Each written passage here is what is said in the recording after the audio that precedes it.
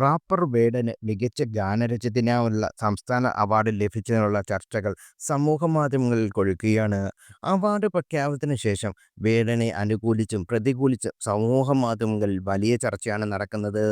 നിരവധി പേർ വേടനെ എതിർക്കുമ്പോൾ വിയർപ്പ് തുന്നിയിട്ട കുപ്പായം എന്ന ഒറ്റ വരിയിലൂടെ വേടന്റെ സകാത്മമായി വാർച്ചെടുക്കാം എന്നാണ് അനുകൂലിക്കുന്നവർ പറയുന്നത്.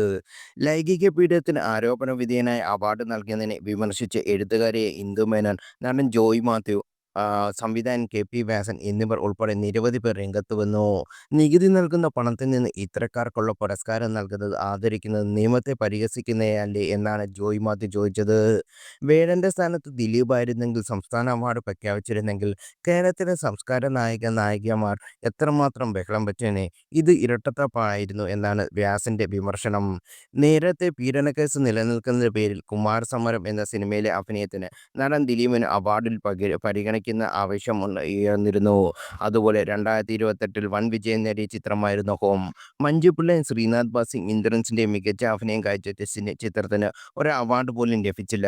അതിന് പിന്നാലെ കാരണമായി കേട്ടത് നിർമ്മാതാവ് വിജയ് ബാബു ലൈംഗിക പീഡന കേസിൽ പ്രതിയായി എന്നത് ഞാനാണ്. എന്നാൽ ഇപ്പോൾ കഞ്ചാവ് കേസും പുലിപ്പല്ല് കേസും പീഡന കേസിലും പ്രതിയായ വേടന് അവാർഡ് കൊടുക്കുന്നതിൽ ഇരട്ടത്താപ്പാണ് പലരും ചോദ്യം നടന്നത്. എല്ലാം നടന്നത് ഒരു സർക്കാരിന്റെ കീഴിൽ നടന്ന അവാർഡ് ദാനത്തിലാണെന്ന് വിരോധാഭാസമാണെന്ന് നിരവധി പേർ അഭിപ്രായപ്പെട്ടു.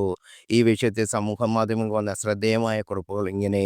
ഹോം എന്ന സിനിമ നിങ്ങൾക്ക് ഓർമ്മയുണ്ടോ? സംസ്ഥാന ചലച്ചിത്ര അവാർഡുകൾ പ്രഖ്യാപിച്ച സമയത്ത് ഈ സിനിമയ്ക്ക് ഒരുപാട് അവാർഡുകൾ കിട്ടും എന്നായിരുന്നു എല്ലാവരും കരുതിയത്. എന്നാൽ ഒരൊറ്റ അവാർഡ് പോലും ഈ സിനിമയ്ക്ക് കിട്ടില്ല. അതിൽ ആരോപണം ഉന്നയിച്ചുകൊണ്ട് ഇന്ദ്രൻസ് അടക്കമുള്ളവർ രംഗത്ത് വന്നിരുന്നു. ഒരു കുടുംബത്തിലെ ഒരാൾ തെറ്റ് ചെയ്താൽ മറ്റുള്ളവരും കുറ്റക്കാർ ആകുമോ എന്നായിരുന്നു ഇദ്ദേഹം ചോദിച്ചത്. ഈ സിനിമ നിർമ്മിച്ചത് വിജയ് ബാബു ആയിരുന്നു.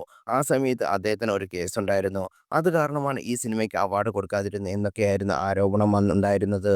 അത് സത്യമാണോ അല്ലയോ എന്ന് ചോറ് കഴിക്കുന്നവർക്ക് മനസ്സിലാകും. എന്നാൽ ഇപ്പോൾ വേടന കൊടുക്കുമ്പോൾ അതൊന്നും ബാധകമല്ലേ? എത്രയെത്ര കേസുകളാണ് ഇയാൾക്കെതിരെയുള്ളത്. മീറ്റു കേസുകൾ മാത്രം 2 മിനിമം ഉണ്ട്. ഇതിനു പുറമെ ബലാത്സംഗ കേസ് വേറെ, കഞ്ചാവ് കേസും വേറെ, ഇതൊന്നും പോരാത്തതിന് പുലിപ്പല്ല് കേസും.